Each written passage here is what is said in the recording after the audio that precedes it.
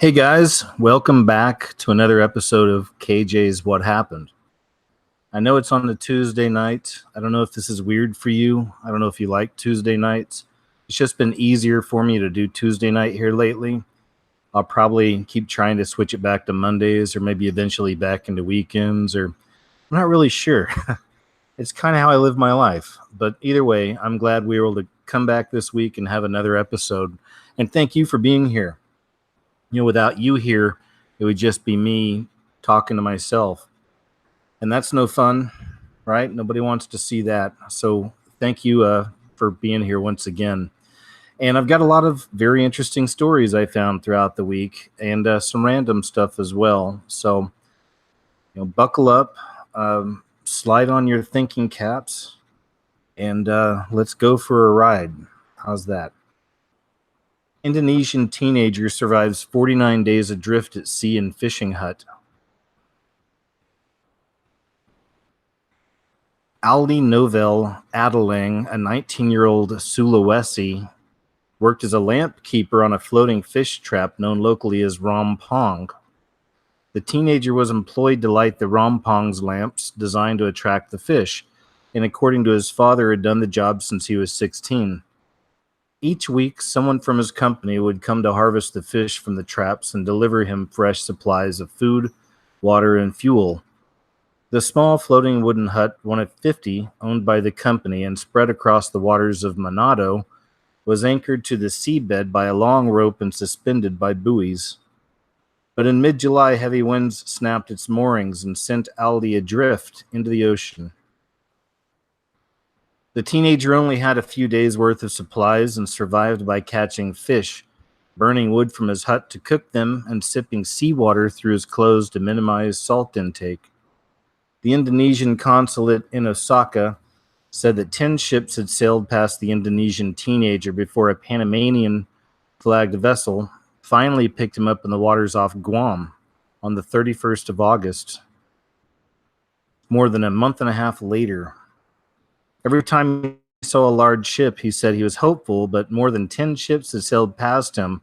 None of them stopped or saw Aldi. He initially waved a cloth at MV Arpeggio, which was the ship I believe that found him, but after failing to attract the attention of its crew, sent an emergency radio signal. It's interesting, eh? Just wanted to share that. I'm a big fan of the ocean, the sea, rivers, lakes, streams, swimming pools. I just love the water. I love being in the water. I was in the Coast Guard for 8 years. So I love the water, being around the water in general. And I'm always attracted to these kind of stories. I'm glad this turned out good. And the young man was saved. It's pretty wild stuff, though, huh? Do you like the water? Now Me Too is coming for your thought crimes. The Me Too movement's search for demons to slay has expanded well beyond just those accused of sexual misbehavior. Now, if you've done anything to disseminate the accused sides of the story, they're coming for you too. Last week, Ian Baruma not so quietly left his position as editor of the New York Review of Books. The mob had descended on him days earlier for publishing an essay by Jian Ghomeshi. Ghomeshi was a Canadian broadcaster who'd been accused of sexual assault early on in the movement. Ghomeshi stood trial in Canada for sexual assault of 6 women and was acquitted of all charges in 2015. Ghomeshi's piece attempted an apology and an explanation of how he became a person he despised. I wore the right ribbons, used the right hashtags, hosted the right guests. I did interviews with everyone from Toni Morrison to Gloria Steinem, Drake, and Maya Angelou. I attended demonstrations and spoke at progressive fundraisers, he wrote. And at some point, when it came to women, I began to use my liberal gender studies education as a cover for my own behavior. I was ostensibly so schooled in how sexism works that I would arrogantly give myself a free pass. Of course, that describes every liberal man ever. Okay, maybe not all of them. He describes the helplessness, shame, and fear he felt after the accusations hit. He admits he behaved atrociously towards women. He's regretful and he is looking for a path back. The public can deny him one, of course, but apparently the public must deny him one. Whatever that sentence didn't make sense. We talked about Norm Macdonald last week. They mention him right here. Norm Macdonald learned this recently when he urged forgiveness for his friends Louis C.K. and Roseanne Barr. The Tonight Show starring Jimmy Fallon canceled Macdonald's upcoming appearance.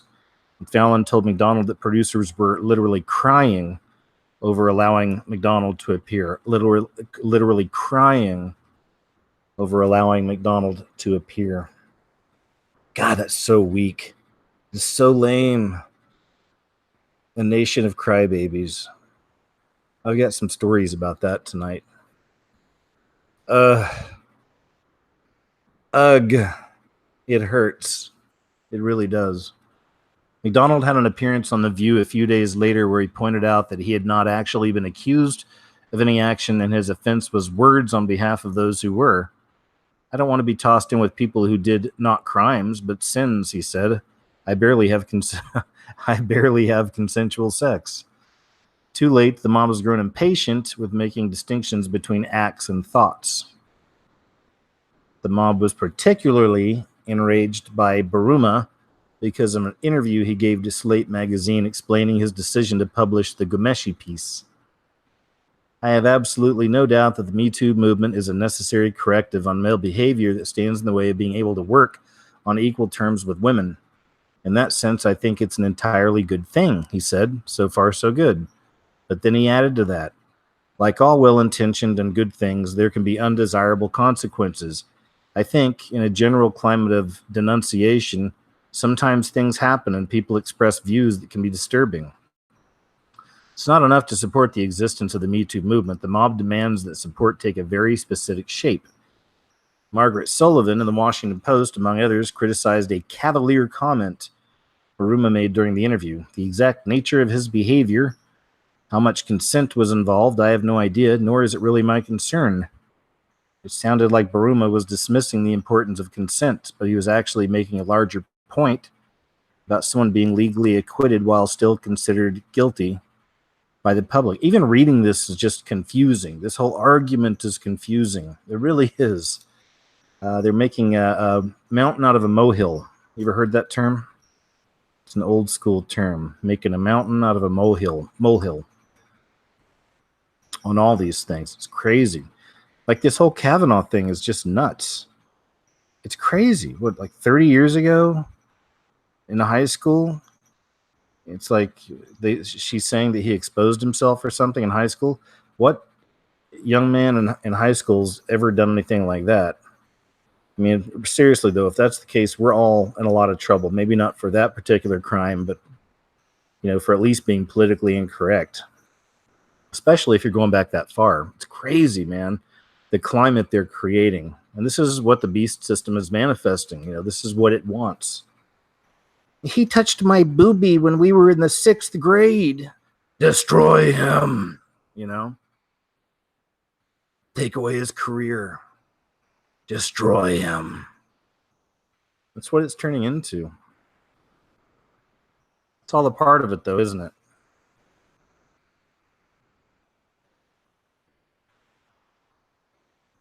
This is a really crazy. A lot of people grabbed this video from this person. Her name's Paula Gilley. And they've been running with it. Bigger channels have been making big videos about this. I've seen a bunch, like several. So I'm not exactly sure. I don't know much about this lady. I don't know what she was filming on, but she's one of these channels that looks like she looks up at the stars a lot, looks at the planets, and films a lot of this. So here she's got some footage of Saturn, and it literally looks like laser beams are shooting out of the planet. So, yeah, think about that. Like in real life, if that was happening, what would that look like? That has to set something off somewhere, right? On some space observatory or something. I don't know. Lucifer, the telescope, aren't they watching for things like this? Not that they would tell us, but still. So, maybe is it just some weird anomaly with the filming equipment, or is she literally seeing these what appear to be laser beams shooting off of Saturn?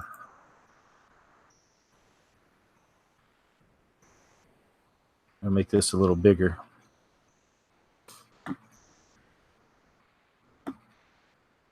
September 11th, 2018. It's filmed on September 11th as well. This is the original footage. I don't have the original because I got where I don't save a whole lot of stuff on my computer anymore. I'm fixed.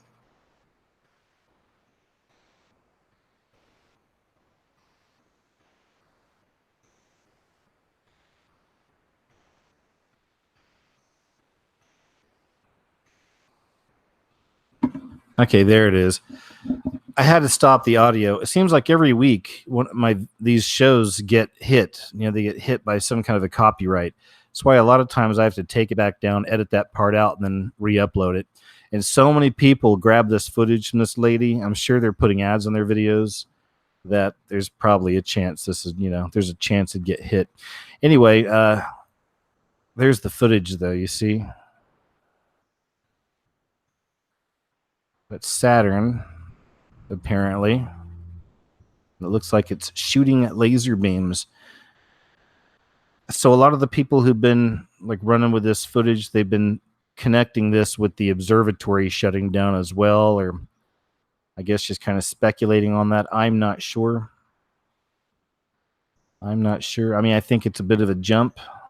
Not even sure if this is exactly real or not itself, but it's interesting. Something to think about. Figured I'd share that with you. If you want to go look at this original footage, go to Paula Gilly, her channel, Unknown Lasers Coming from Saturn. 2 exclamation points and 1 question mark. What do you think about that? It's pretty wild though, right? I think it is. Been a lot of weird stories taking place in space this past week. NASA Mars Curiosity rover blackout over mystery glitch sparks conspiracy frenzy. An unknown issue is said to have occurred last September 15th, preventing the rover from beaming information back to Earth. Emails about it with talks of possible cover-up after the... Sorry, just running some video there. The rover team has turned off all of Curiosity's science instruments while engineers investigate the glitch. Mission team members are also preparing to fire up the machine's backup computer in case they needed to diagnose the issue with the mainframe. NASA scientist Ashwin Vasavada, is that a real name? Vasavada? No way. Ashwin is already questionable. Ashwin Vasavada. Vasavada. No offense if there's any Vasavadas listening out there, but that's just every week. It's like I find a new name and it sounds like some evil genius or something. Vasavada. NASA scientist Ashwin Vasavada revealed the rover remains otherwise healthy in a statement on Wednesday. Over the past few days, engineers have been working to address an issue on Curiosity that is preventing it from sending much of the science and engineering data stored in its memory. The rover remains in its normal mode and is otherwise healthy and responsive. But conspiracy theorists are not convinced. Tyler Glockner, who runs channel Secure Team 10, took to YouTube to share the news. All right. Well, there's the story. I don't know.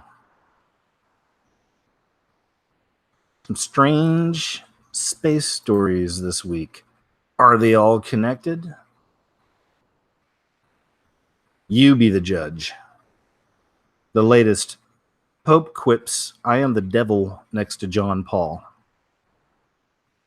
Lithuania. The latest on Pope Francis's visit to the Baltic countries. Pope Francis has acknowledged that his reputation pales a bit compared to St. John Paul II, at least as far as polls are concerned. Reading journalists Saturday en route to Lithuania, Francis was given a book about the former pope by Polish photographer another name I know I can't pronounce, receiving the large book with a beaming John Paul on the cover, Francis quipped, Pope John Paul II was a saint. I am the devil. Laughing, Galazka immediately corrected him. No, you're both saints. You're both saints. Francis's quip appeared to acknowledge that he has his detractors. Right? When I first saw this story this past week, I thought of that Obama last week saying, we don't need a savior. He said, America doesn't need a savior, or stop waiting for a savior. We don't need a savior. Now you have, so some may say the Antichrist is telling us we don't need a savior, and the false prophet is telling us he's the devil.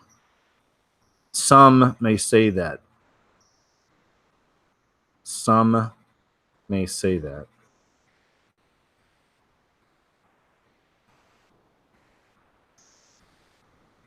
Crazy story here. But even this one, when I first saw the story, the first thing I saw was the center picture and the two demon masks right there in the center. So I already know the consciousness with this person behind this story, with these people. That's how I read these things. College professors allegedly sold drugs and pimped out students. It's a really long story.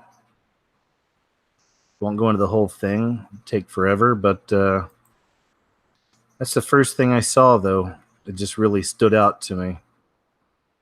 It's in the same way how I can see that, I see the beast system in different ways through different symbols. And you can also see the consciousness, like the evil, the demons, in a story, behind a story, or mixing with people. College professors allegedly sold drugs. I'll read a little bit. Veteran professors at the Manhattan School, renowned for training future crime fighters, ran a lawless den of depravity called the Swamp, where they allegedly used and sold drugs and pimped out and sexually preyed on students, according to two women at the center of a widening scandal. The shocking allegations are now under criminal probe by the Manhattan DA. After the paper first revealed 2 weeks ago that formal sex harassment complaints against 4 professors were being probed by the taxpayer-funded CUNY school, 2 alleged victims decided to go public. In exclusive hours-long interviews with the Post, the accusers shared their formal complaints and described how the charismatic CUNY professors targeted them as vulnerable undergraduates and lured them into their pot-smoking circle of acolytes, only to sexually assault them and attempt to have them sexually service professors at other colleges. And worse. Naomi Haber, 24, alleges Anthony Marcus, the former chair of the anthropology department, violently raped her when she was a 21-year-old sophomore after a boozy night out at an academic conference in D.C. in 2015. He put his hands around my throat, choked me with both hands, and forced himself inside me without warning. She wrote in a document outlining her allegations that she gave to investigators. The only thing I could do was to go numb and detach myself from my body. Wow. To disassociate. It's something they even do in rituals, Disassociate you, and then they can create multiple yous. Anyway, there you go. Careful which college you send them kids to. I've been waiting on this forever. Some of you maybe have been too. There's a lot of naysayers. I remember people, when you mention things like this, you'll see people write back, that's never going to happen. This world is terrible. There's never any good news. I like to think that, sometimes the good guys can still win. So it'd be really nice to see Google and Facebook really get drug over the coals and get broken apart here by the U.S. government. We'll see. White House is considering a draft executive order for President Donald Trump that would instruct federal antitrust and law enforcement agencies to open probes into the practices of Alphabet Inc.'s Google, Facebook Inc., and other social media companies. This is great. I really hope they do this. Bloomberg News obtained a draft of the order which a White House official said was in its early stages and hasn't been run past the other government agencies. Separately, Lindsay Walters, Deputy White House Press Secretary, said in an emailed statement that the document isn't the result of an official White House policy-making process. The document instructs U.S. antitrust authorities to thoroughly investigate whether any online platform has acted in violation of the antitrust laws. It instructs other government agencies to recommend within a month after it's signed actions that could potentially protect competition among other online platforms and address online platform bias. There it is. I was looking for the wording. And address online platform bias. Good. There you go. It's Trump's complaint. Social media is totally discriminating against Republican conservative voices, Trump said on Twitter in August, speaking loudly and clearly for the Trump administration. We won't let that happen. They are closing down the opinions of many on the right while at the same time doing nothing to others.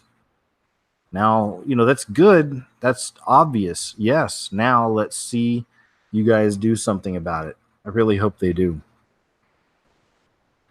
There you go. Something to look forward to.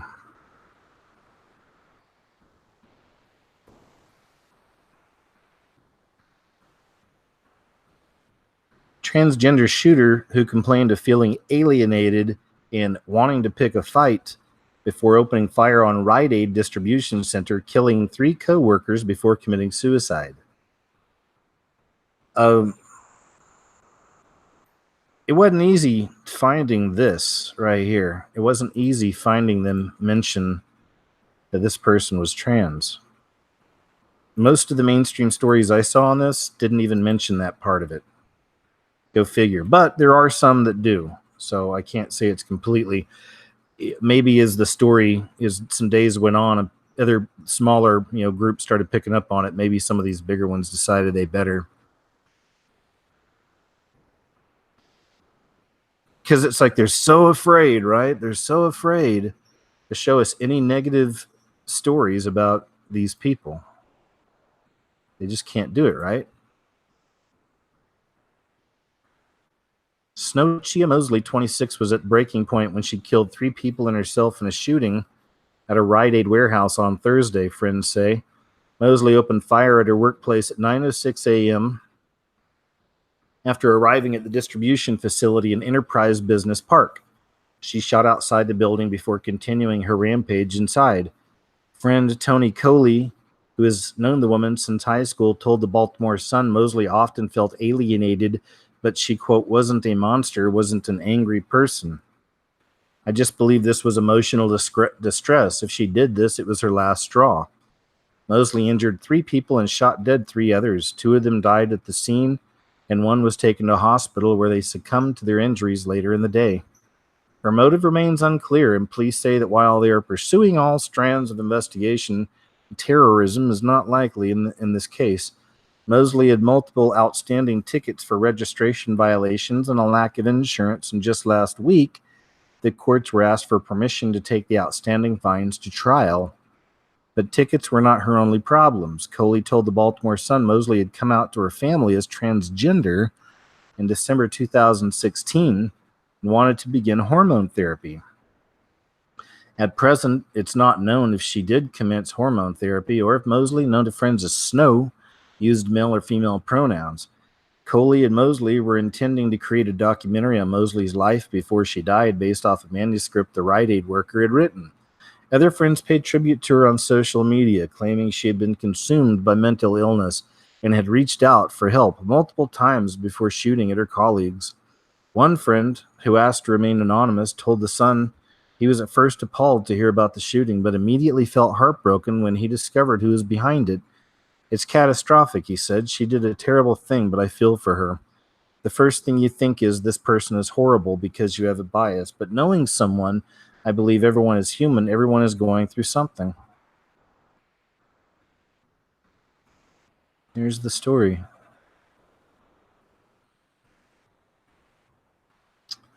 There you go.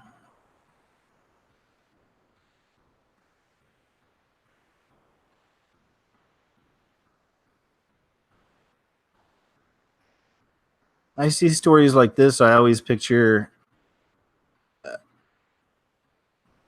other men in other military branches in other countries, and women for that matter as well, in other countries serving, seeing these stories about the American military.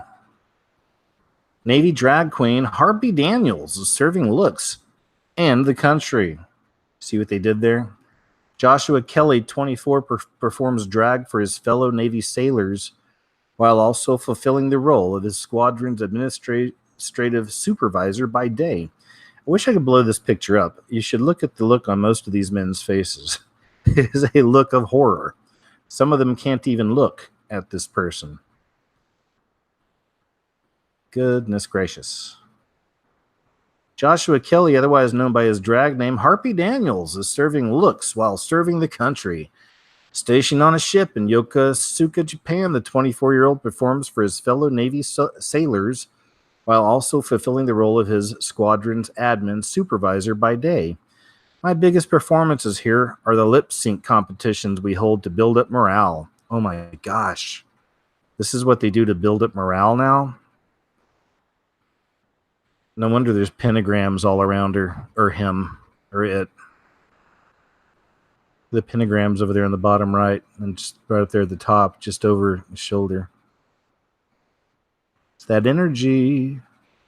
I told you, it's how I see things. Joshua Kelly. My biggest performances here are the lip sync competitions we hold to build up morale. I was on a boat for 2 years myself in the Coast Guard. I mean, I swear, I could not even imagine this back in those days. It wouldn't last but like 30 seconds, if not less. Some guy came out in our mess hall, hello, and singing some song with a wig on. That would not last, actually less than 30 seconds.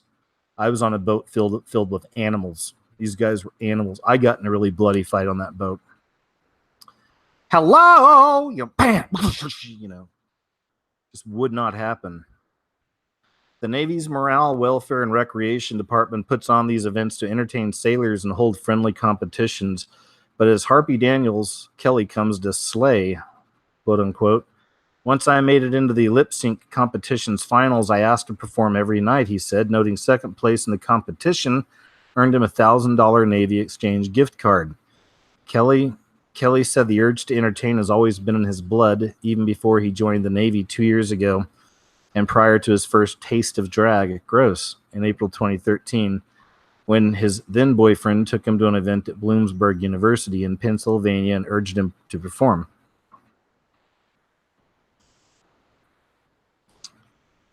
Hello! You would never see that guy again. Just over the shoulder here, 3 6s backwards. This is how I see things. Do you see the picture there? You see the 3 6 backwards? It's a spirit inside this person.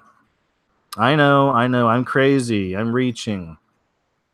KJ's too sarcastic. I've had people say that before.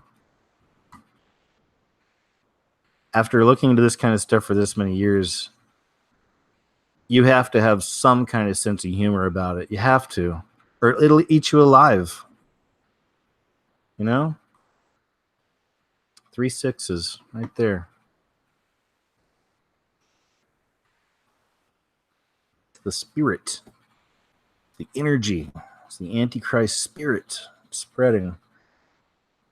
Georgia parents asked to sign a consent to paddle form after charter school reinstates corporal punishment. This is pretty wild. I never thought I'd see this, a story like this. Let's see. There might be a news story attached to this. I'll just let it load. Wait, actually, I won't. It's on Yahoo. Wait, it's CBS. Okay, let's see what's up. I think we can watch this one. Is planning to bring back the use of... Yeah, let's check this out together. Check this out. Paddles on students who break the rules this year. The Georgia School for Innovation and the Classics sent home consent forms to parents requesting permission to spank their children with wooden boards. The form says after their third offense, students will be taken behind closed doors and receive, quote, no more than 3 licks. Wow. The school superintendent told our Augusta affiliate WRDW that a third of parents who returned the forms gave consent. There was a time where corporal punishment was kind of the norm in school, and you didn't have the problems that you have. It's just one more tool that we have in our disciplinary toolbox. Parents can opt out of the controversial policy. Instead, their child could face suspension for up to 5 days for misbehaving. Georgia is one of 20 states where paddling in schools is legal. That's interesting to know that in 20 states it's legal. But we didn't go to school in Georgia. I'm opting out. I don't think somebody should be allowed to physically punish your child. Parents too. Yeah. What about you guys? I know most of you millennials, unless you're in one of those states, you never had to deal with this. But when I was in elementary school, they were still doing it back then, and I remember getting it. I remember getting SWATs. I mean, the principal would make you come in there, lean over the desk, and he'd just SWAT you like 1, 2, 3 times. I guess just depending. I can't remember, how they figured out what they were going to do, but it hurt, man. It was embarrassing too. And then you get to walk back to class. You just got whipped. You walking a little funny, get some tears in your eyes. Not a pretty sight. But, I know I deserved it. I was a rotten child back then, and was always getting into trouble. So there you go. So what do you think about that, though? What do you think about a stranger paddling your child? I guess it depends on what your child's like. I don't know, but it used to not be such a big deal many years ago. Certainly it's changed throughout the years. And here's another news story. Teacher's bathroom note to students sparks outrage. Borders on cruel and inhumane. So I'll just read some for you here. A Memphis middle school teacher's outrageous bathroom pass for her students has parents up in arms. The note, which was posted on social media by Twitter user, is titled Miss White's 8th grade admin bathroom water nurse pass. He goes on to say that each child is allowed to leave the classroom to use the bathroom, see the nurse, or get water only twice in an entire month. Once the 2 boxes on the letter are signed by White, the children as young as 13 are not allowed to leave the classroom again for the rest of the month unless they have a doctor's note. The teacher, who is referred to only as Miss White, teaches at Aspire Hanley Middle School in Memphis. She acknowledges in the note that she is being petty, as says the teacher reserves the right to deny students the opportunity to visit the restroom, nurse, or get water during their lesson. And that's a picture of it. Read what some people said. This lady here says, as a future teacher, this is horrible and not at all how to manage a classroom. I would be on the phone with the principal immediately and be having a long meeting with his teacher and the principal. She's not allowed to deny a child water, bathroom breaks, or access to the nurse. Someone else says, I thought this kind of torment had gone away decades ago. When I taught 8th grade, the kids could go as often as they needed. Nobody abused it. I still remember projectile vomiting in 9th grade after being told I couldn't go to the nurse. Okay.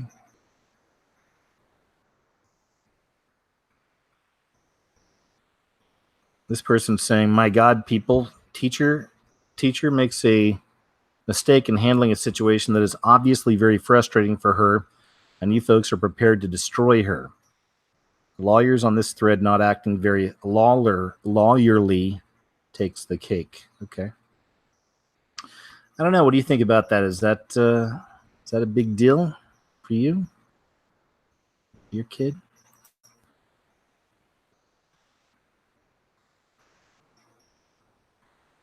Multi-stall, gender-neutral washrooms coming to St. James School Division.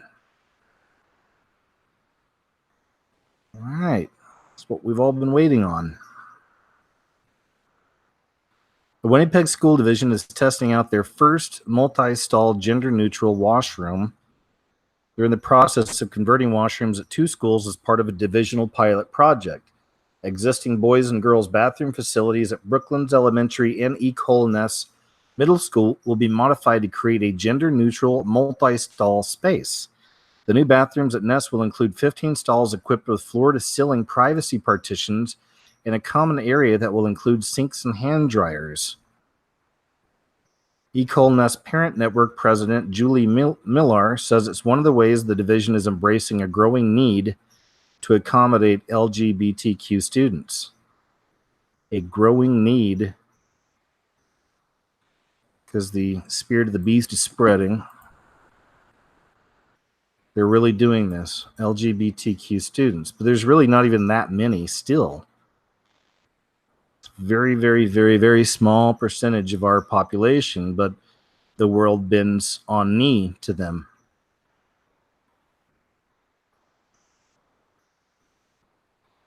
What do you think? Raylene Rexseidler is the mother of a child who does not identify with their gender and says the washrooms are needed. I believe gender-neutral bathrooms are a necessity in today's world because of the diversity that's out there, she said.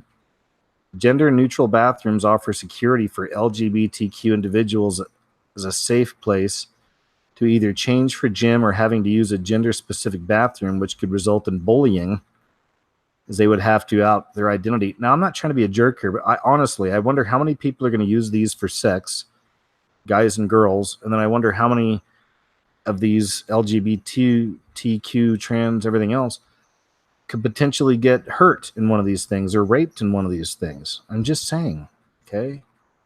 I'm just saying. What could go wrong, right? What could go wrong? Gender-neutral bathrooms for your children. Especially when this kind of thing's showing up in high school. This is middle school. Still, it's middle school. How long will it be? Remember what happened with Target? Gender-neutral bathrooms, and within a couple weeks, there's men in dresses going in there and taking a dump next to 12-year-old girls, and things like this. And there's all these complaints. What could go wrong, right? What could go wrong? It's going to be just fine. Something has gone very wrong if we now class 24-year-olds as children. This is going into a bigger video of mine, too. By the time she was 25, the Virgin Queen had suffered years of house arrest, survived several attempts on her life, and was reigning as England's monarch. By the time he died at 25, John Keats had already composed some of the most lyrical poems in the English language. As for William Pitt the Younger, he was a mere 21 when he became prime minister. So when the otherwise admirable Howard League for Penal Reform argues that anyone under 25 convicted of crime should be given a more lenient sentence because they are still maturing, it is difficult not to think, what about our inspiring legacy of young heroes? And that's all they let me read unless I become a member here. But it's mainly the headline. Something has gone very wrong if we now class 24-year-olds as children. But that's the way it's been, right? That's what's happening in this generation. In fact, I read this a while back, the statistic on people 30, up to 30, still living at home with their parents. I mean, it's skyrocketing over the last several years. That's been a real thing. A lot of people just aren't leaving home the way they used to, or don't want to leave home as early as some of us from Generation X wanted to. You guys remember that, gals in my kind of generation? I wanted out so bad. I got out fast. I mean, I was 18, I moved out. And then I left and went to the military within a couple years after that. And that's just me, but I just can't imagine staying at home till you're 30. I don't know. But then again, it's different times, man, and everyone's different. I'm not judging you. Everyone's different. There's a different situation for everybody, but when there's a large number of people involved in this, it's not just a few here and there, then that's a movement. And it's a sign of things. It's a sign of the times, for sure. Is it a sign that they've weakened some of this generation? Yeah, I think so. Could it be a sign of a lot of jobs going away under Obama? I think so. It's part of it. I think there's a lot of things there, but anyway. But there is a retardation taking place. I know, don't get mad. Some people get very triggered by that word, but there really is a retardation in the adulting process, it seems, these days.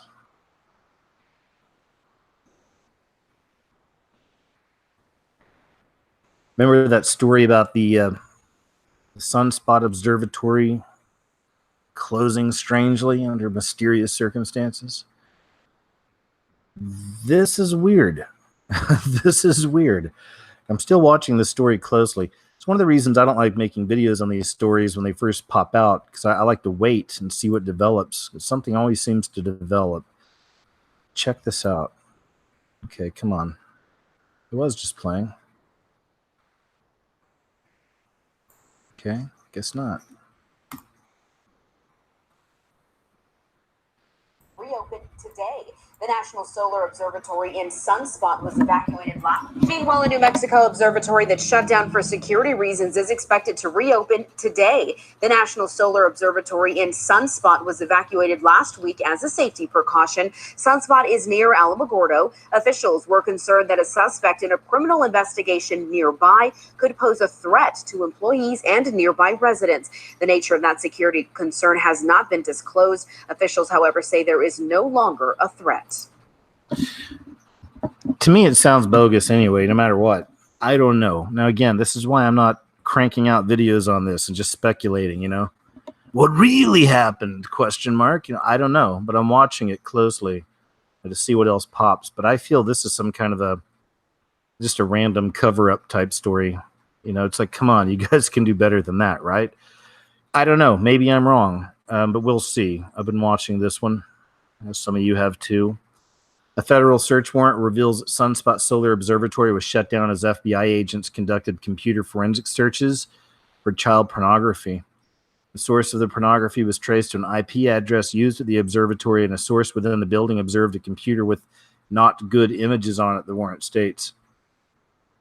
An investigation by the FBI revealed that a janitor is the main suspect in the search. However, he has not been charged with a crime, even though his name is on the warrant. The warrant states the suspect would use the observatory Wi-Fi and a personal laptop to download that stuff. A limited number of people have access to the observatory from dusk till dawn, which helped narrow the search. Maybe. Seems feasible, perhaps. Or it could just be like, let's just tell him the janitor. He's looking at child porn. I don't know, but we'll see. Still watching closely. See what pops. Something else maybe develops around that story. This one here is just nutty, and I think there's footage. Maybe we can watch a little bit. Scary stuff. This one's scary stuff. I'm a big fan of your right to bear arms.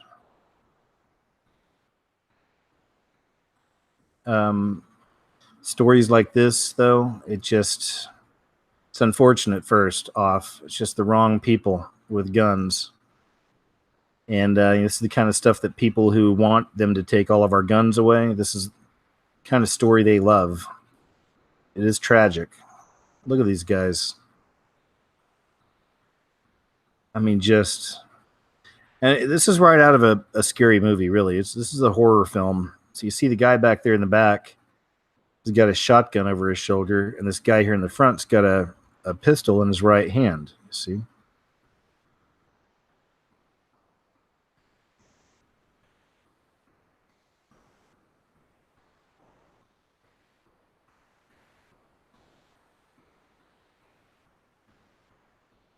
I know you don't even know what the story is about, but let's see. Maybe I can try to find the footage. Let's see.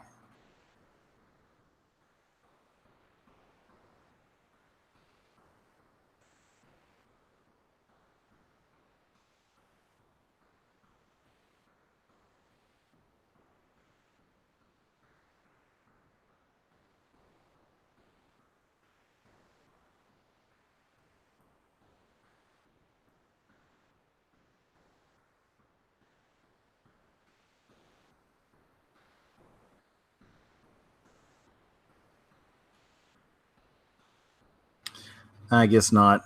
Oh, that's fine.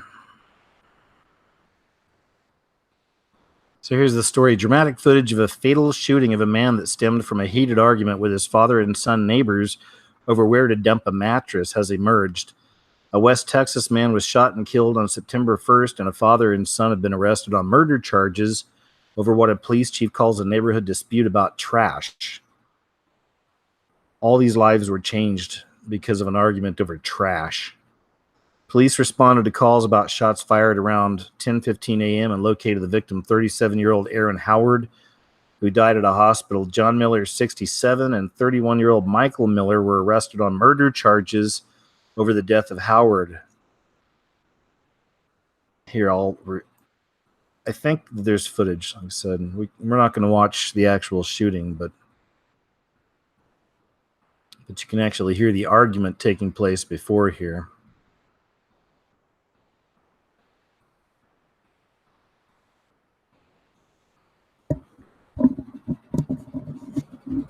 Oh, yeah, you're going to jail. No, I'm not. Yes, you are.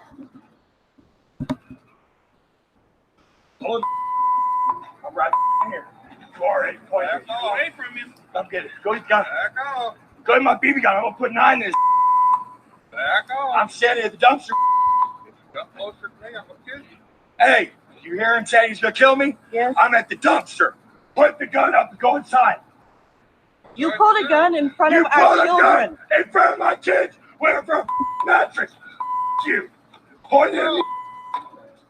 Point at me. Take the swing. I'm standing my ground. Take the swing. No, you ain't. You're in an alley. You're not in your sir. You came out to the alley. Support the gun. I will kick you're dead.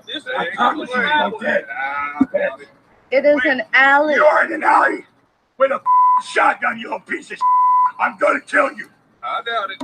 First of all, if you're gonna show this video to the cops, you might as well stop yelling. Oh no! I don't give a. I will kill you. You pull the gun from my kid. You pull that gun one more time, I'll take it out with a bullet through your head. No, you bet. Point it at me. Swing. Point it at me. Go ahead. Point it at me. Take your swing. Point that at me. Go ahead. Take your swing. Point it at me. Point it at me. Back up. It's really crazy to watch this and think that within about a minute or less, all 3 of these people's lives change forever. And everyone that loves them, their lives are going to change too. Point it at me again. Back off. Point it at me again. Back off. You're a dead man. I doubt it. No. I don't care what the cops don't say. He's going to tell you back up. You're a I'm going to kill you too. You be honest, your wife and my kids go.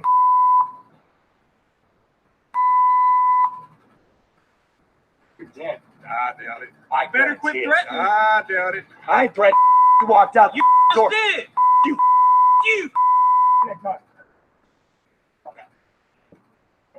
If you come within 3 foot of me, I'm gonna kill you.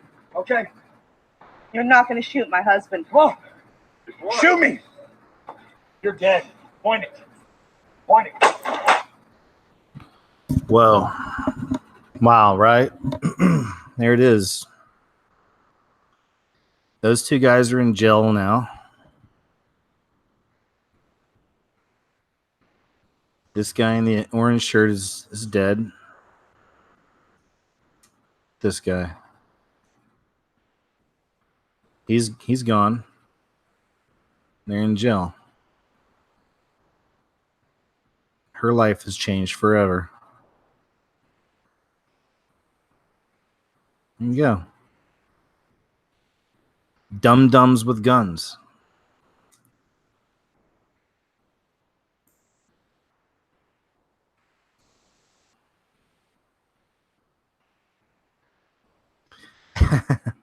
This is funny to me. I just want to show you something. Again, this is the way I see things. Maybe you see it differently. It's fine. I've done videos years back. I'm one of the people that did videos on Michelle Obama, most likely being Michael. There's plenty of evidence, I believe, to back this up. A lot of great footage out there that's very interesting. People have done these breakdowns on even body parts with Michelle Obama and how she has the same certain types of parts, fingers and things like this as a man.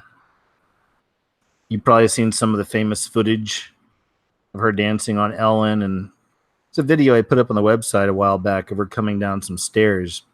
And it's just, I'm sorry, man, but it's so obvious. I'm not the only one that noticed it, okay? I mean, Michelle be packing. I'm just saying, throw some briefs on, bro. Cage that animal, all right? But now this is just me. I know this is some of the wilder stuff, okay? But if Obama is the Antichrist as well, and we see all this Baphomet programming and conditioning all around us, and Baphomet's a trans idol as well, that would mean that the wife of the Antichrist is a Baphomet, basically. I know, this is crazy stuff. I know. But what's crazier to me is that she's coming out with this book called Becoming Michelle Obama. I think it's classic. It's almost like Michael doing kind of a middle finger back to all of those of us that believe Michelle is Michael. Maybe I'm wrong. It's just the way I see things. Becoming Michelle Obama. Because Michael has been becoming Michelle Obama and playing the role of Michelle Obama for a very long time.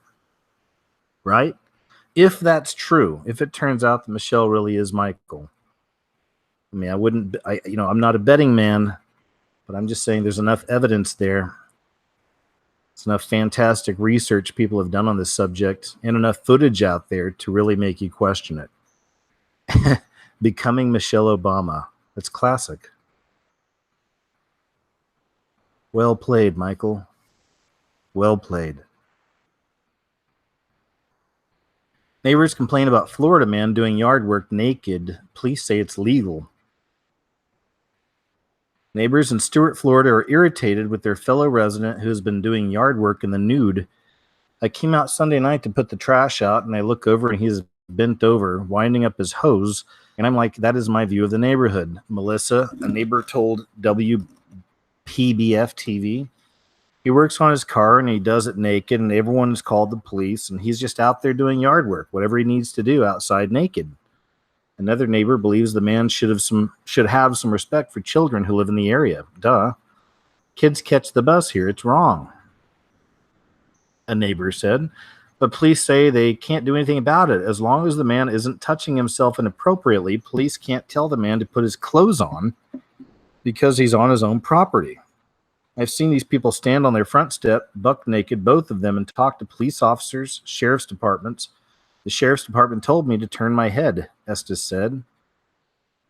WPBF asked for an interview with the man, but he declined because he says he's a very private person. He's a very private person that's naked constantly in his front yard. Well, there you go.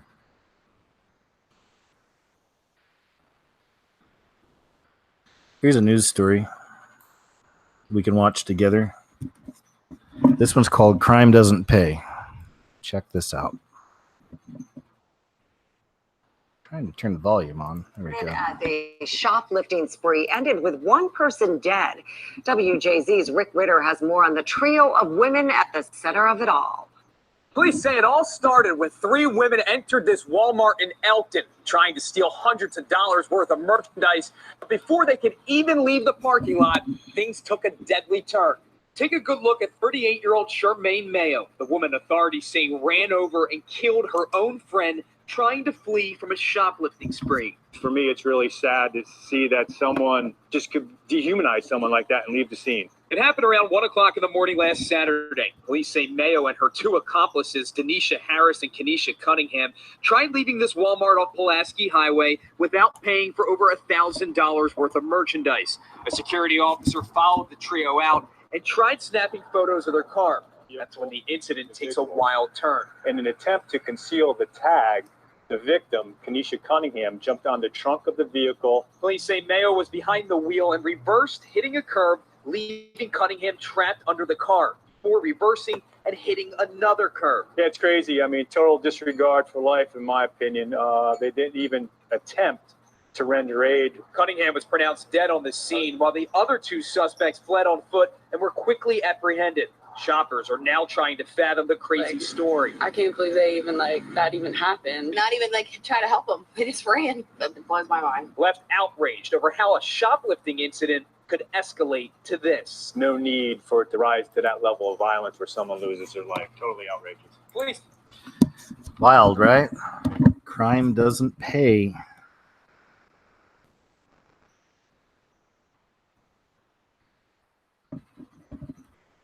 The Texas Board of Education voted Friday to slice mention of Hillary Clinton and Helen Keller from the state's mandatory history curriculum, but will keep in Moses' influence on U.S. founding documents. Okay, right? The changes are part of an effort to selectively streamline information in history classes for 5.4 million school children. As part of its assessment, each historical figure was given a numerical importance rating from 1 to 20 by committee members, according to the newspaper. Clinton, the first woman in U.S. history to win a presidential nomination by a major political party, only ranked at 5. Keller, a writer and activist born in 1888, who was the first deaf and blind American to earn a college degree, rated a 7. All right, there you go. It's too bad your kids aren't going to get to learn about Hillary Clinton.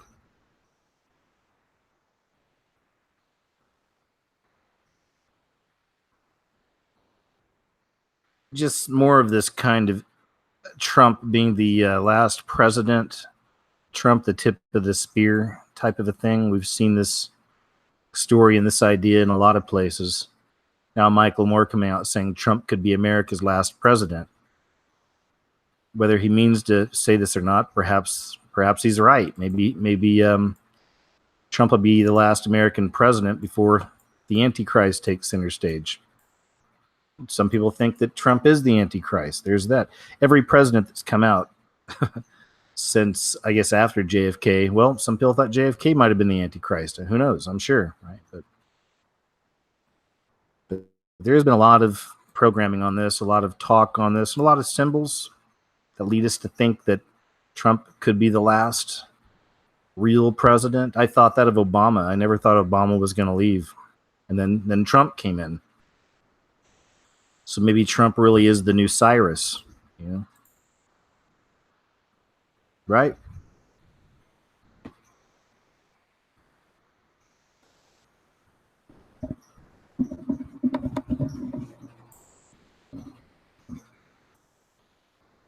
Just clinging to the hood of a car. You see them there in that spotlighted area. Police say the woman behind the wheel hit the pair on scooters and then sped away. That 21-year-old tried to hide from cameras outside of court today, where she faced charges for that crash. WBZ's Tiffany Chan has the latest tonight from Everett. Heart-stopping surveillance video shows 2 people clinging onto the hood of a moving car in an act of road rage Tuesday. The boyfriend, he was yelling in the street. He was pretty scared. He was crying. He was like, what was he saying? He was crying. He was crying. He's like, oh my God, he took my girlfriend. For the record, not guilty plea. Prosecutors say the driver, 21-year-old Jaquira Perez, hit this scooter from behind, knocking 2 riders onto her car and kept driving. Bystanders were watching in awe as both riders eventually fell off the moving car. I'm sick to my stomach to see all the time hit her on. So I said, I'm gonna I have to get her, you know. Hassan Al-Saray watched the road rage unfold from his car and helped police locate Perez in Medford a short time later. I told her to stop, and she said, why you follow me? And I told her, you hit the people and then you run. That's not the right way to do. So she doesn't care. She keep going. She drive all the way. She doesn't care. Perez's lawyer says she feared for her life after one of the riders began kicking her car. You had mentioned that they were kicking your car. Can you just give us a little insight? Are you serious right now? The pair on the scooter walked away with minor scratches and bruises. It's an incident that Al-Saray described as surreal. I mean, there you go, road rage. You guys ever actually seen real road rage taking place, like in real life? I've seen a few incidents myself. In fact, I was actually kind of involved in one. I wasn't driving, but it was in Costa Rica, and I think I told you guys that situation way back on one of my old catching up shows. But yeah, scary stuff, man. But how about it? I mean, I'm sure you guys have stories. Maybe you've been involved in something. I don't know. Maybe you lost your temper. Just another one. Not going to read the whole story. It's just I thought it was interesting. It's Chevy Chase. Of course, he's known for, he started off with Saturday Night Live many moons ago. The original cast. Chevy Chase sat down for a rare interview with the Washington Post, where the actor trashed a number of his fellow actors and comedians while brushing off talk about his childhood. Chase kicked things off by going after the show that launched him to stardom, Saturday Night Live, which is still being produced by his old friend Lorne Michaels. First of all, between you and me and a lamppost, geez, I don't want to put down Lorne or the cast, but I'll just say, maybe off the record, I'm amazed that Lorne has gone so low. I had to watch a little of it, and I just couldn't effing believe it, he said, of watching a recent episode. That means a whole generation of S-heads laughs at the worst effing humor in the world. Chase then proceeded to criticize a number of performers, most of whom had said less than flattering things about him in the past. Will Ferrell, who previously called out Chase for screaming at the writers and telling one of the women on the staff, maybe you could give me a hand job later, during his 1997 stint as a guest host, was dismissed by the comedian. Just not funny. Makes $25 million a picture, said Chase. Tina Fey fared slightly better. He says, I like Tina. I didn't see what all the folderol was about. She was good. I'm not going to go into the whole thing. It's just, have you tried to watch the latest Saturday Night Live? It is terrible. It's terrible. I haven't been a regular watcher of it for, I can't even remember how long it's been now. Way back. Way back. Maybe even back to the Chris Farley days. It's just changed so much. It's really lame. You with me on this? Any of you try to watch it anymore? It's just not funny. Oh, okay, yeah, like the Kristen Wiig years. There was some good years back then. Back in the early years with her. I think she was around the time it all started taking a shift. You know? But it's just not the same. Definitely not the same anymore. China's chilling social credit system is straight out of dystopian sci-fi, and it's already switched on. It's been in the pipeline for years, a sprawling technological mass surveillance network, the likes of which the world has never seen, and it's already been switched on. China's social credit system, which is expected to be fully operational by 2020, doesn't just monitor the nation's almost 1.4 billion citizens. It's also designed to control and coerce them in a gigantic social engineering experiment that some have called the gamification of trust. This is really freaky stuff, this one is. I don't know if there's any footage here. I'll be putting this in a video as well. It's the massive project, which has been slowly coming together for over a decade, is about assigning an individual trust score to each and every citizen and to businesses too.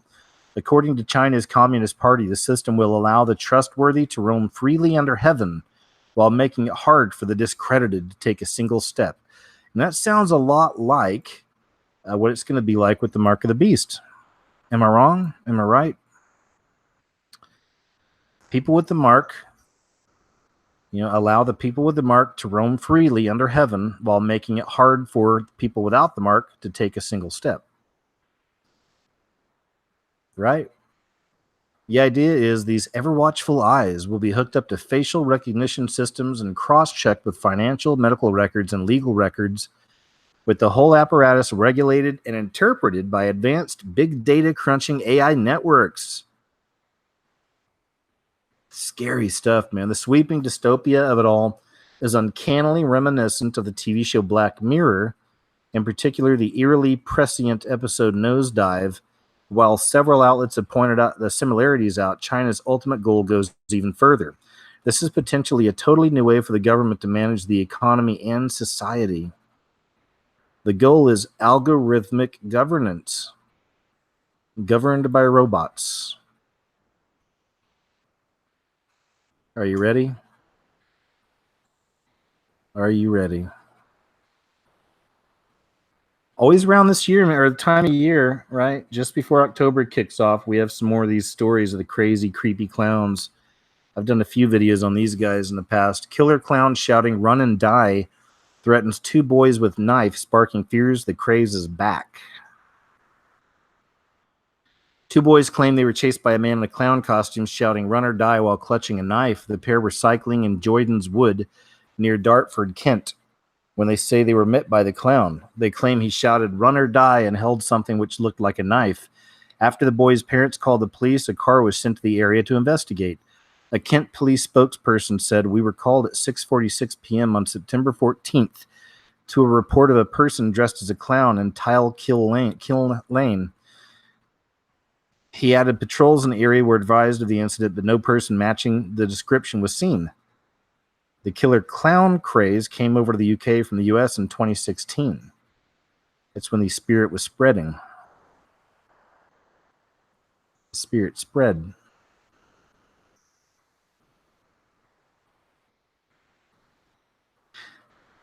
Just throwing this out there, you know. Did you know there's conspiracy expos? There's conspiracy cons, you know, conventions. New York Expo on Conspiracy Theories aims to capture zeitgeist. Everything is connected. Art and Conspiracy, which opened on Tuesday and runs until January 6th, attempts to capture the zeitgeist of an age riven with alternative theories about the hidden machinations of power in what museum director Max Holein calls a timely exhibition. And it is timely. That's why I added this. You know, this is the effect myself and many of you have had on the world. This is the effect we've had now. After 10 years of doing this kind of stuff and researching the things we do and offering another narrative outside of the mainstream, you know, this is part of that effect. You know, it has infiltrated the system so much that, as I've shown in my last video, even now there's corporations pumping millions of dollars into these ad campaigns that mock so-called conspiracies or critical thinking, critical thinkers. Millions of dollars. But there's nothing to see here, right? Move along. Yeah, this was just a shaking my head moment too. CNN, I couldn't believe I saw this when CNN hits rock bottom, runs penis hit piece on President Trump. You see this? I guess this is that Stormy Daniels. And they did an interview on CNN, and this is part of it. His wiener is distinctive in a certain way, she says. And this is CNN. This is mainstream news. Big news, guys. Big news. Can you imagine being a child, being young, and seeing this as news and seeing this about a president, that a news channel? You're a child. You don't get the false paradigms. You don't understand fake news. But you look up and you see this on your news, that the grown-ups on the news are talking about the president's wiener. Yeah, this is our reality now. This is where you live now. Welcome aboard. I mentioned this in my last video as well. The arches, a pagan arch returning to Washington as symbol of peace. Reconstructed Arch of Palmyra, the original of which was the entrance to a temple for Baal worship in Syria, will appear in Washington, D.C. as an improbable symbol of peace and resilience. The original in the Middle East was destroyed by ISIS in October 2015. Did a video on that as well, the destruction of our history. But it was recreated by the Institute of Digital Archaeology. WND reported last year when the arch was in New York City and London, and later when it was placed outside a global summit in Dubai. More recently, it was constructed for the G7 summit in Florence, Italy. The replica of a Roman triumphal arch, originally built in Palmyra, Syria, essentially has been on a world tour. But the arch isn't just a Roman ruin. It was originally an arch for the Temple of Baal, a pagan god repeatedly mentioned in the Old Testament. The rites of Baal were marked by child sacrifice and ritual prostitution. Interesting, eh? But it's a symbol of peace now. It's a symbol of peace now.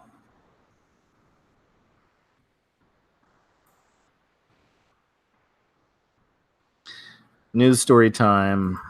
News story time. Check this out.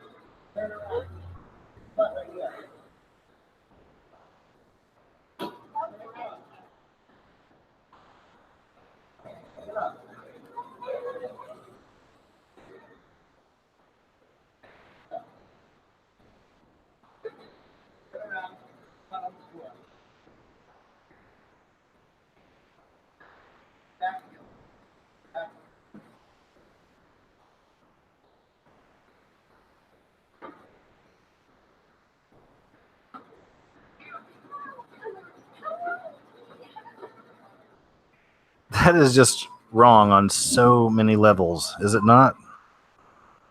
Just right out in public, dude don't even care, man. Throwing his toddler into that machine and stealing the toys from it. Man 45 threatened to shoot 11-year-old after losing Xbox game. Long Island man 45 was arrested Tuesday for allegedly threatening to shoot an 11-year-old after losing to him in an online video game. Michael Aperti sent threatening texts and online voice messages to the Kings Park boy Monday night after losing in an Xbox game called Fortnite. He's going to kill them all, Fortnite is. Police said Aliperti allegedly threatened to shoot the boy at school. He was arrested around 1:40 a.m. on Tuesday in his Huntington home. Police Chief of Department Stuart Cameron said authorities found a plastic pellet gun in the home. Aliperti was charged with second-degree aggravated harassment and acting in a manner to injure a child. According to Suffolk County Police Department, Cameron said there was an increased police presence at the boys' school. We took this as a school threat that was done out of an abundance of caution. Aliperti was arraigned. All right. Here we go. 45 years old threatens to shoot 11-year-old after losing Xbox game. And then he got pulled in by the coppers for that one.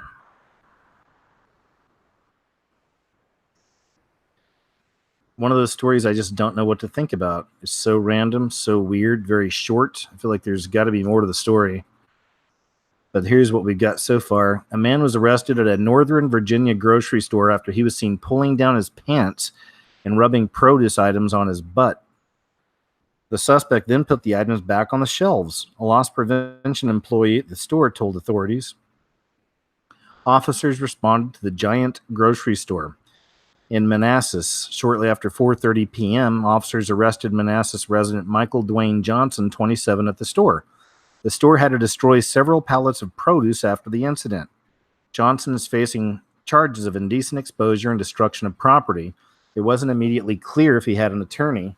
A police spokesperson did not have information on what type of produce Johnson allegedly defiled. Although she said a police report mentioned it was fruit. Very strange.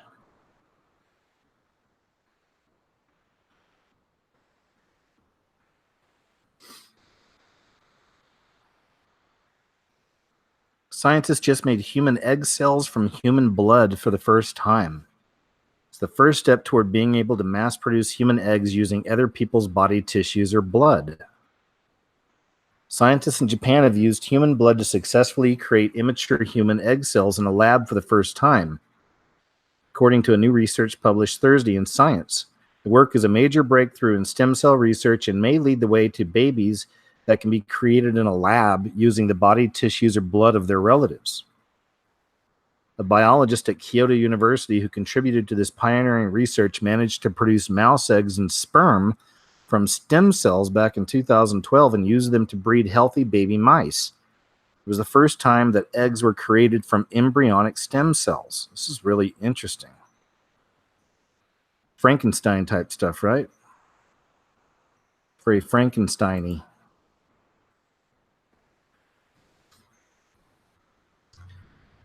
Everyone's favorite witch in the headlines. Maybe we got a news story here we can hear. I think there is. Everyone's favorite witch, Hollywood and politics. Favorite witch, Marina Abramovic, is in the news. Okay, here we go. She got attacked. Check this out.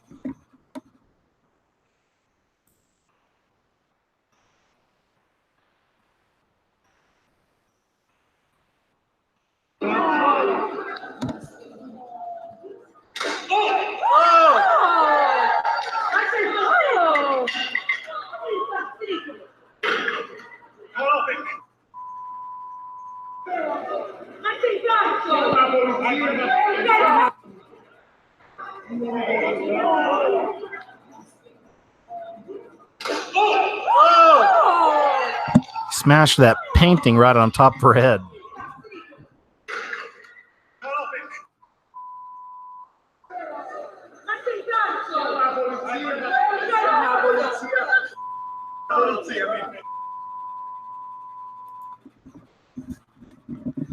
That's the footage. But you know, I mean, even watching this lady is so steeped in mysticism and the occult and witchcraft and ritual that for all we know, this was something planned to create some kind of something. I don't know. But controversial performance artist was attacked Sunday at a book signing in Florence, Italy. Marina Abramovic was meeting fans at the opening of a retrospective exhibition of her work when another artist smashed a framed portrait over her head. The incident was caught on cell phone video and shows a stunned Abramovic, who was not seriously injured in the attack. The assailant was quickly wrestled to the ground by security officials. I'm not saying that's what it was. I'm just saying I wouldn't be surprised if it was. Abramovic, 71. That's 71. That's 71 with lots of blood treatments. Said in a statement afterward that a man was holding a rather distorted portrait of her, which she initially thought was a gift. He came forward, staring me straight in the eyes, and I smiled, thinking that it was a present for me, she said. In a fraction of a second, I saw his expression change and become violent.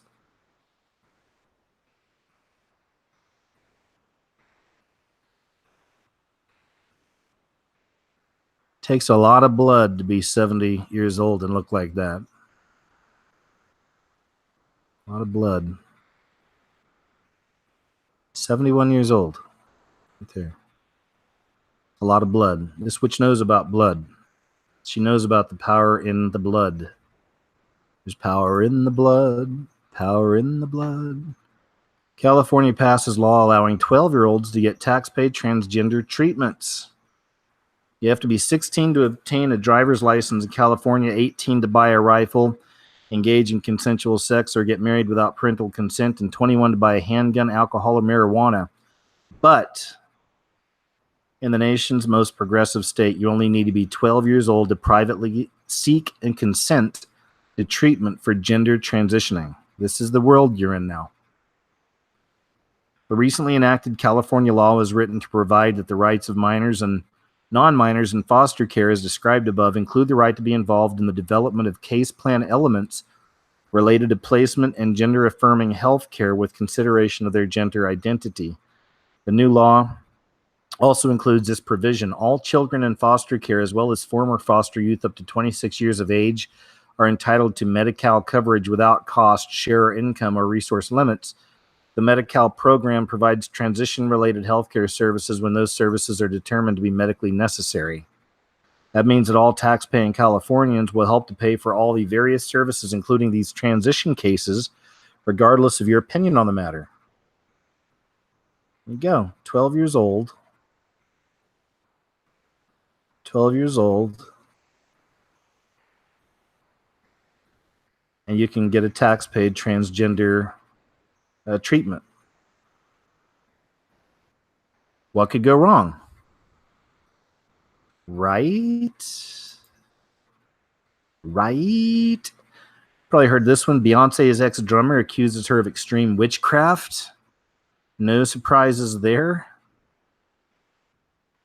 Beyonce's former drummer Kimberly Thompson requested a restraining order against her because she claimed the singer practices extreme witchcraft, the blast reported. According to the lawsuit, Beyonce has allegedly been using her magic to run surveillance and control Thompson's finances. Thompson also claimed that the Lemonade singer started a campaign of harassment against her, which includes dark magic, magic spells of sexual molestation. She also alleged that Beyonce murdered her kitten. A judge denied Thompson's request for a restraining order.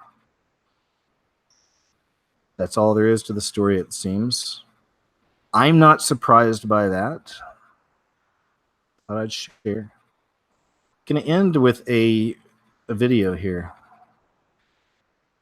This is a lady recording some UFOs. Check this out.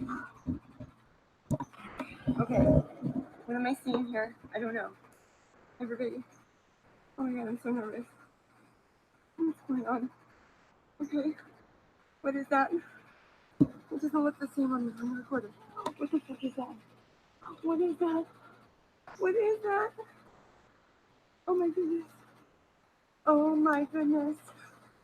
Oh my goodness. Oh my goodness.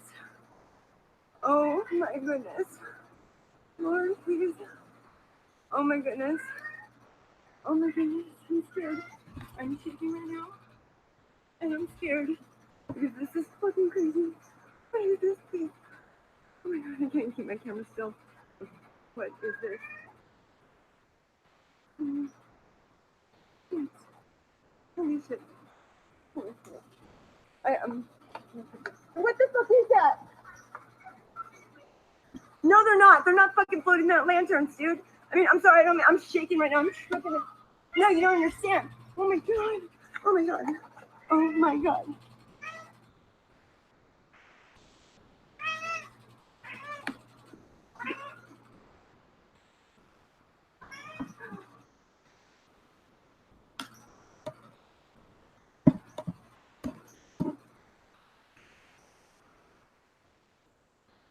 Oh my god.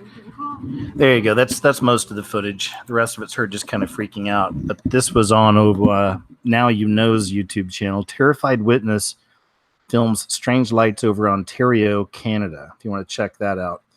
Now it looks like that concludes my news stories for this evening. So let me jump over here to the chat for a second. See what's going on with you guys. Hey, hi there. Hey there. You may hear Chubbs. He's right here. Hey, Chubbs, say something. Good boy. Nice to see you. Hey, guys, once again, thanks for being here, man. I hope you enjoyed the show. And, you know, I always have to say, like, thanks for your patience with me and my work. Okay, I've been getting back to it, but I'm always working on 3 or 4 different things. And sometimes it takes several days just to piece these things together. I've got a big video that I'm trying to finish up. Right now, I'm calling it Satan's Global Management Team. And it's how all these secret societies connect. And ever since the fall, ever since Satan basically has been running the world, how does that work? What does that look like? So thanks for your patience. Once again, for my Patreon friends, you keep me afloat. Thanks so much. Those of you who sometimes send in PayPal. And also, if you want to support my work, you can pick up some products from Silver Botanicals. Check out their household products. Also, check out their essential oils that they make just them. You know, so check their essential oils out as well, and it helps out my helps out my work. And that's it. That's my pitch. Otherwise, thanks again, guys. Like I said, for bearing with me, for your patience on everything. I keep wanting to do a show. Maybe I'll do a show this week, just called something about how how are you feeling lately? Or are you feeling like, a bunch of characters, like crap or whatever lately? Because a lot of us are. A lot of us are under attack, it seems. A lot of people right now are going through a lot of things. So I don't want you to feel alone if you're one of them. We'll do that. I've got to do a show this week. And I keep saying I've got to do a show with Mike from OPP, from On Point Preparedness as well. We talked a little bit last week, so we want to do something here soon. Anyway, I'm rambling. God bless you guys as always. Thank you for tuning in. Hope you enjoyed it. I will definitely have 3 new videos up on the website this week. But as far as the YouTube, give me a few more days. I'm trying to fine-tune this one. And that's it, man. Otherwise, you guys take care, all right? Thanks again as always, and